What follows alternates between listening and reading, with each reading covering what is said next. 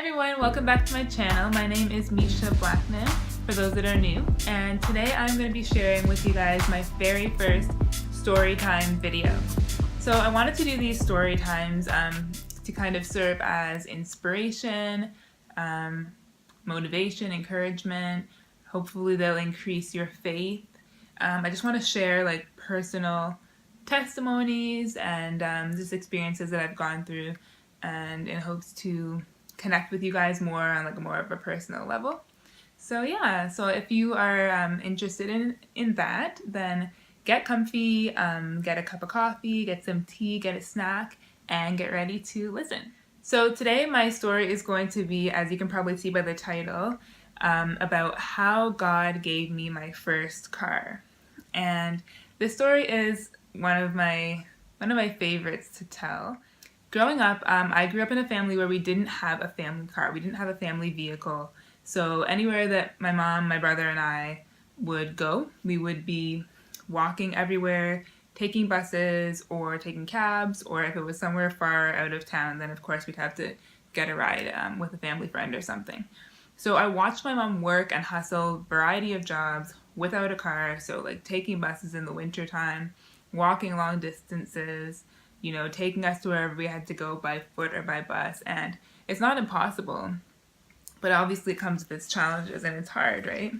So growing up like that without a car, like there's certain things that I just really appreciated and acknowledged as like kind of a luxury, I guess.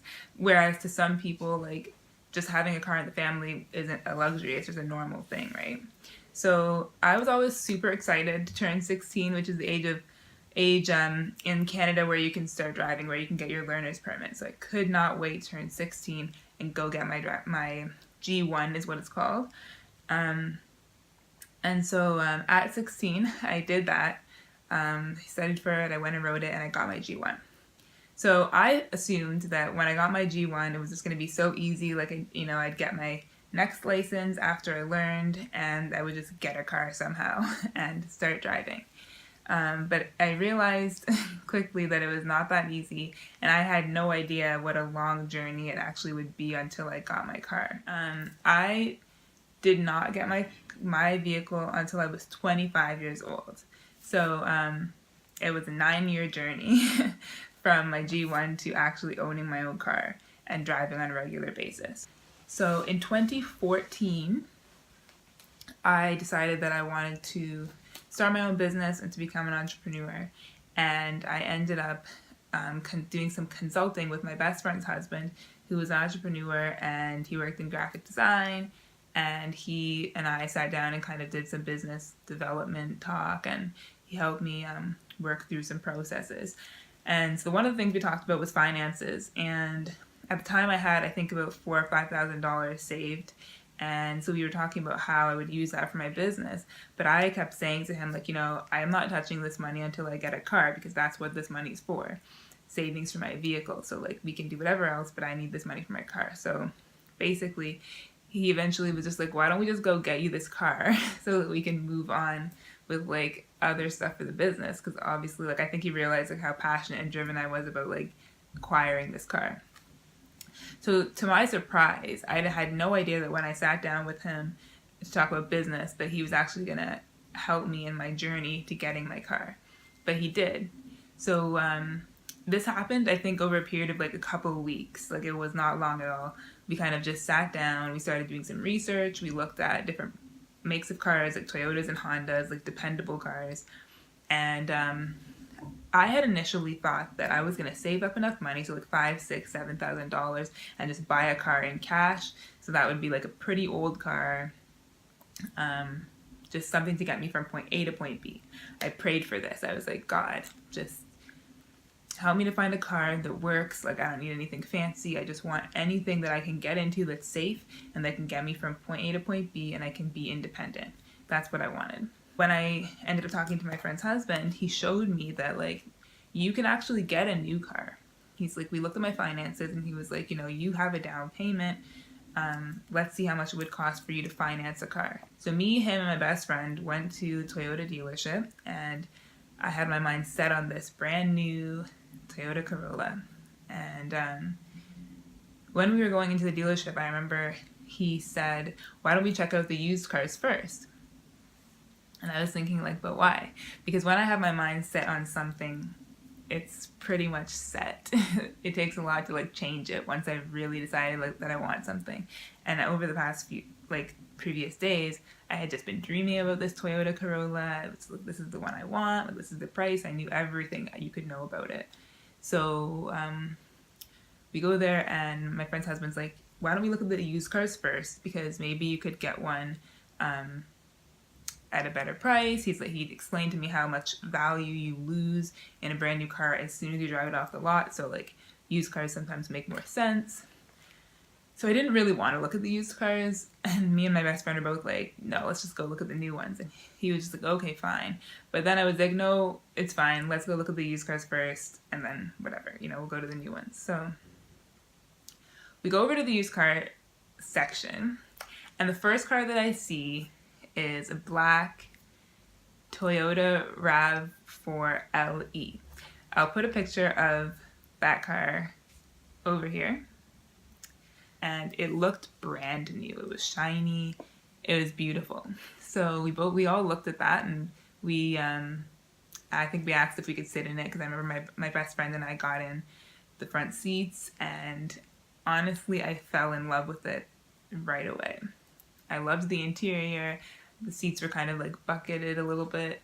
I remember the audio, like the dashboard and everything with system. It was just so nice. It had like the reverse camera. Like it had more than I could have imagined to have in a first car. So long story short, I sit in this car, I fall in love with it, but it's a little bit over my price range, and it just wasn't what I had planned on getting. So we got out and we went over to the new section to look at the original Toyota Corolla that I planned on getting. So we get into this car, and it just doesn't compare to the SUV. It was small, it was lower, like it was brand new. And it too was beyond what I had asked for, because remember, originally I just wanted any car, like any car that worked. My heart was just attached to that SUV that I sat in. I basically remember deciding that I wanted that SUV, and her husband was negotiating price. That night I actually applied for financing of the SUV. And this is where it gets interesting, because for the price of what that SUV cost and my actual salary that I was making at the time, I was working part-time in retail at the time. So I did not have a full-time job. I did not have a full-time income. I was working part-time. I did, however, have an excellent credit score. I applied for that, and then we left. And I remember saying to my friend's husband, I'm like, I don't think I'm going to get this, because like my income is so low. Not so low, but in comparison to the cost of the car, like if they ask for like proof of income and stuff, like I don't think my income supports this really. And but my credit score is really good. And he was like, I remember him saying like, well, if you don't get it, then it wasn't meant to be, and there's a reason that you're not getting it, so we'll just move on. But if you do, then you do. So I went home, and I told my mom, like, I might have a car in like a couple of days. Like I might have a car next week if I get approved for this.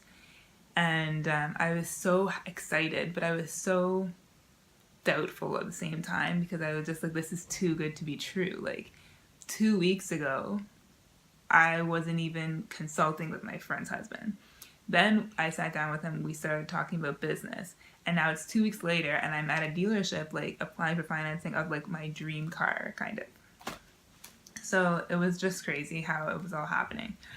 And so I remember, I think it was the very next day, I was working at the retail store that I worked at, and I kept checking my phone like every 5 minutes to see if I had a call from the dealership to let me know about my approval or not. And my phone was in our back room, so I remember I would keep running in the back room to see if like I had a call from the dealer. So the one time that I ran in there, one of the times that I ran in there, I had a missed call, I had a voicemail from an unknown number. So I was like, oh my gosh, this is the dealership. So I remember listening to the voicemail, and a colleague was in the back with me, and I told her, like, yeah, I've been waiting for the dealer to call me, and they're gonna let me know whether or not I was approved for this financing. And if I'm not approved, then I can't get the car. It's too expensive. But if I am, then like I have a car next week, you know? And like I said in the beginning of this video, like just the idea of me owning a car and my own car and being able to go wherever I want, whenever I want, not having to depend on people, not having to have people let me down when they say that they can give me a ride and then they can't, not having to feel like I'm putting people out of their way, asking for favors all the time, not having to be late for things because I've missed buses, not having to stand in the blizzards and all the things that you go through when you just are dependent on buses and bus schedules and stuff. So I listened to the voicemail, and from what I can remember, the salesperson was like, I remember his name was Dan, and he was like, "Hi Misha, this is Dan calling from Toyota, and I just want to let you know that you have been approved for financing, and you can give us a call back to set up your appointment to come in and pick up your car." And I remember like screaming. My friend knew like I got it, and so I just remember I like literally jumped. Like I was so happy. It was one of the happiest moments ever because I couldn't believe it. Like I could not believe the car I was getting and everything. So I called my best friend. I'm pretty sure I texted her, or I think I texted her, and like I texted her husband. I was like, I got it. So we then made an appointment, and I signed the papers and everything, and I drove off the lot with my car. I've had my car for 4 years now, and I financed my car for 7 years. I want to press in on the fact that our words and our thoughts are so important, and just the perspective that we have on things that we say about ourselves and about our lives, and things that we think, we manifest like a reality. Those things really become a reality. So it's so important, positive or negative, like to remember that if you're thinking positively and proclaiming positive things over your life, they will come to pass. And if you're proclaiming negative things, then they also will come to pass. I was proclaiming that I was going to have a car. I was proclaiming that I would be able to do this on my own. I put action into this by saving money for a down payment, because the Bible says that faith without works is dead. So I wasn't just praying and I wasn't just hoping. I was actually actively saving for my vehicle, and I was saying it aloud to people and to myself, like I knew I was going to get this one day. So people had told me that I would not be able to get this approved because I would need a cosigner. And some people just asked me, like, are you sure that you can afford this? Like, does this make sense? Like, you're working part-time, you know? But at the end of the day, in that situation, God was my cosigner. I didn't need a cosigner. God did that for me, and he can do that for you too. So I just wanted to share that story. I hope that it increased somebody's faith. I hope if someone else is going through the same situation and trying to get a vehicle, that this will encourage them. If it can happen for me, it can happen for you too. And yeah, I hope you enjoyed the story. Don't forget to subscribe below and comment and let me know what you think. So have a great week and see you next time.